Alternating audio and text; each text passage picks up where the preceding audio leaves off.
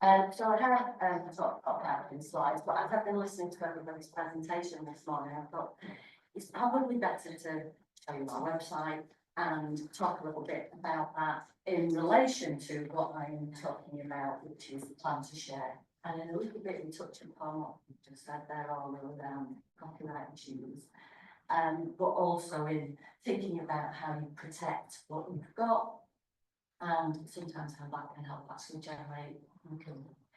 But first of all, I thought I'd give you a bit of context as to who we are.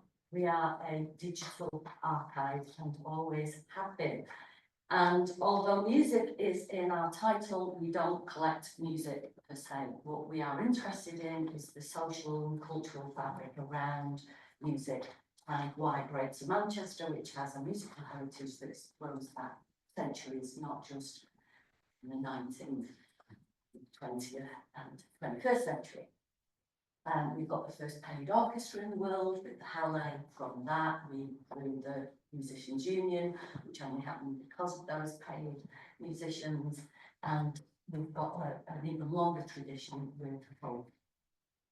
Okay, so we are a crowd-sourced archive. We do not hold anything physically. And initially, myself and Matt, who's another co-founder, came together to think about how we might make documentaries on this wonderful history.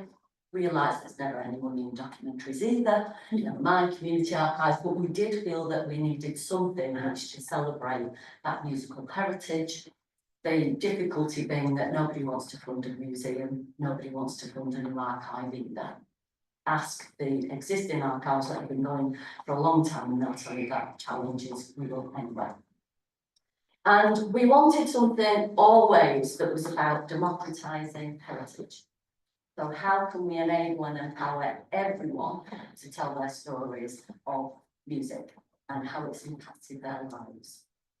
So in 2003, 21 years ago, we formally constituted, we've been having conversations for the year before, and we were just a constituted group for years, in fact, up until fairly recently when we became a charity, and that was all about getting donations. So we are passionate about shining a light on the less well-known aspects of the heritage. So yes, you'll still see punk, post-punk, Manchester, rave, all of that, but you'll also see a lot of collections from other things.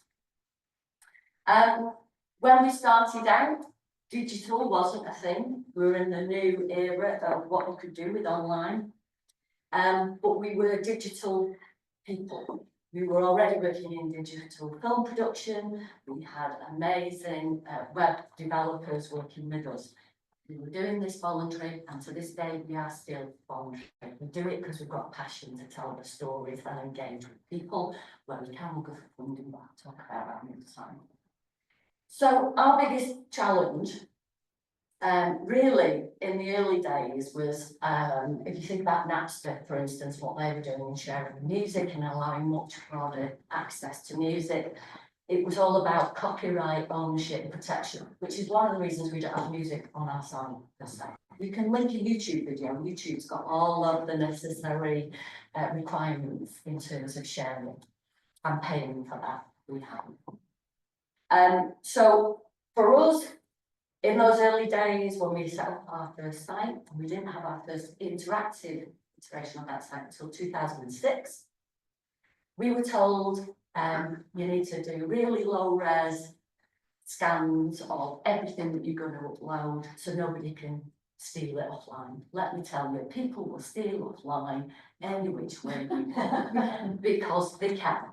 And even if you put an image up on your website and quite clearly say, don't use this image without, people screen and grab all the time onto their mobile phones. They've got the image, what you're going to do is you then have to chase them and work out who can do that. And I think what we kind of wanted to do was think about how we can necessarily put in place some of those things and provisions. So thinking about privacy policies. What are we saying that we've got? Just because someone's uploaded something to our site, we don't own it. We don't own anything that's up there unless it's mine personally or one of our volunteers or one of our trustees. So ownership is the first thing, and we always state if there's anything online you want to access, come to us. Our back-end system, we actually built ourselves. So we were predating anything that existed in terms of online databases and what you get front end.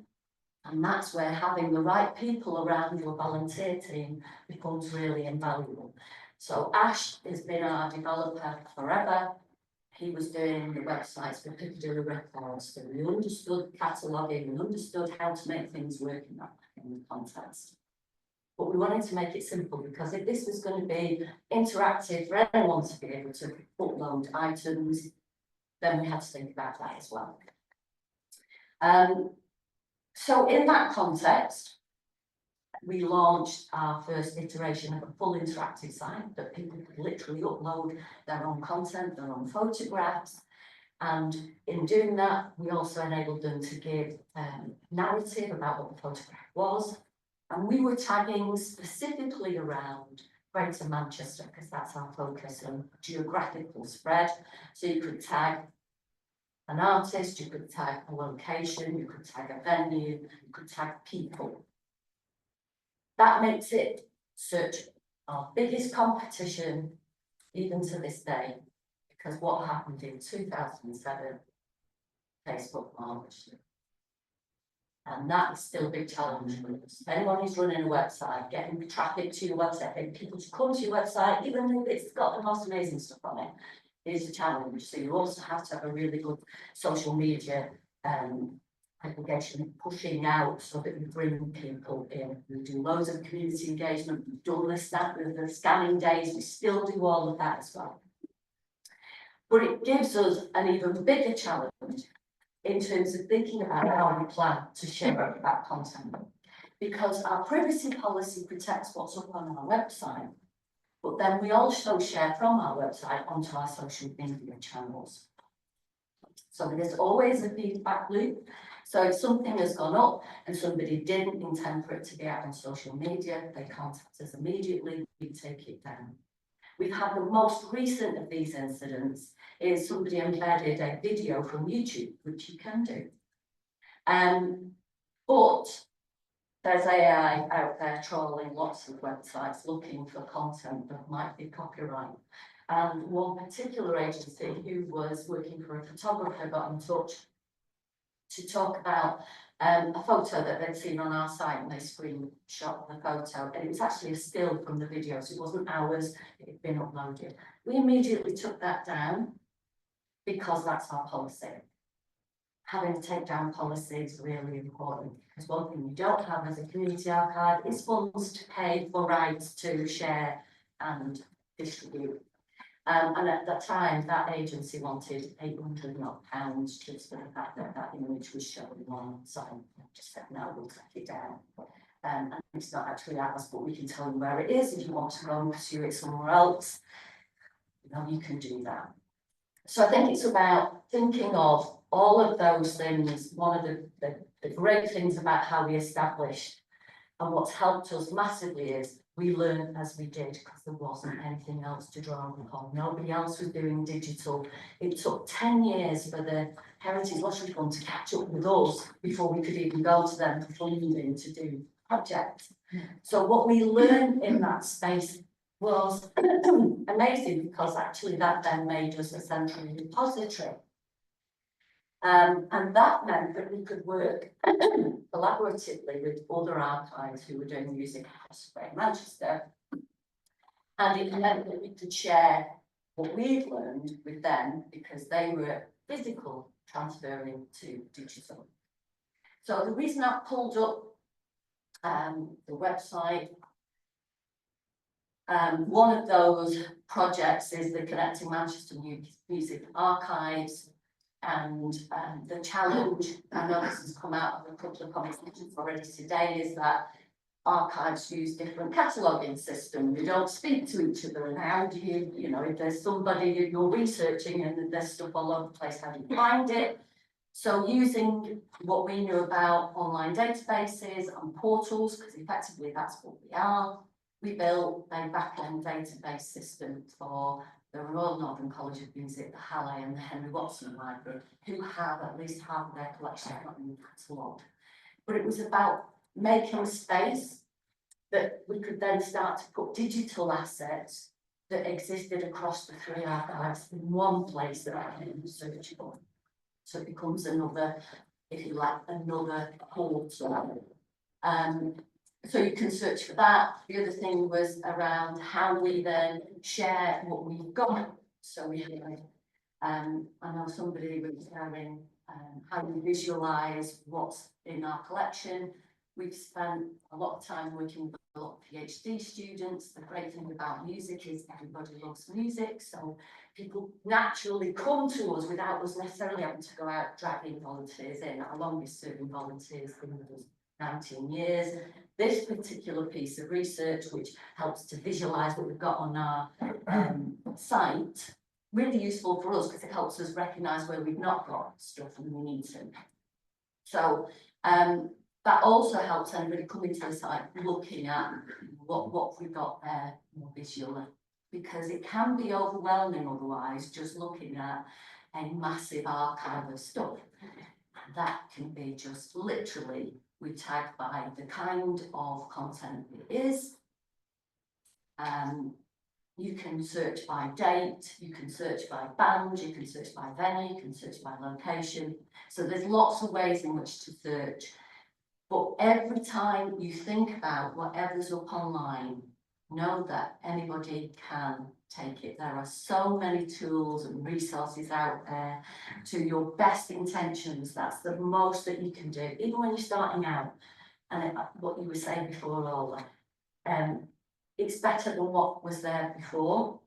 You're doing this with the best intentions because you want to bring that community along with you. We have over 4,000 members online. So none of this, some of it is, but the majority of what we've got online has been put there by other people. What we always said is, we'll give you a platform and we'll do everything we can to keep that up to date, to keep refreshing it, make sure we're doing everything we can. We'll protect you and your stuff.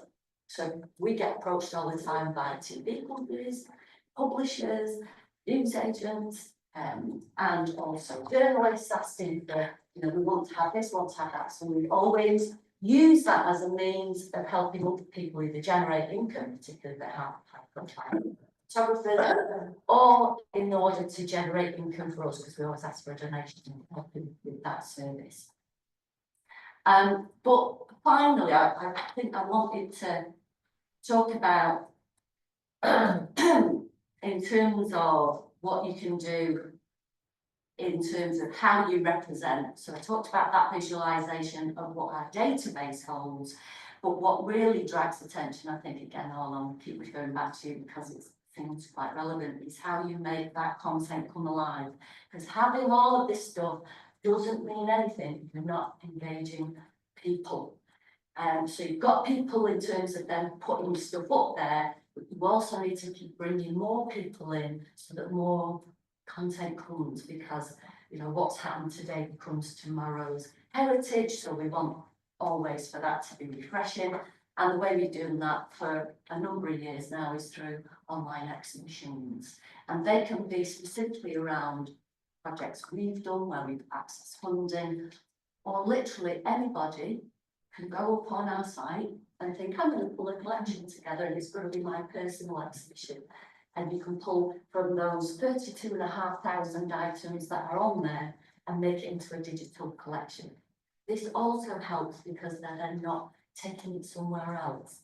It keeps it in the confines of our site, so it keeps it in the confines of our privacy policy and less problematic than you know, they take a load of stuff off our site anyway and then go and put up a web page of their own, because we'll give them that tool to keep it here, if that makes sense. So yeah, know that whatever you're doing the best. It doesn't matter what we think we can do with firewalls, with privacy policies, with any of that. At the end of the day, people can always take things off the net. We've never found a way yet in our own learning to prevent that. make sure you've got a good privacy policy, make sure you're really clear from the outset that if people are uploading it, they've done everything they can to make sure it was either theirs or they've got the permission of theirs to make it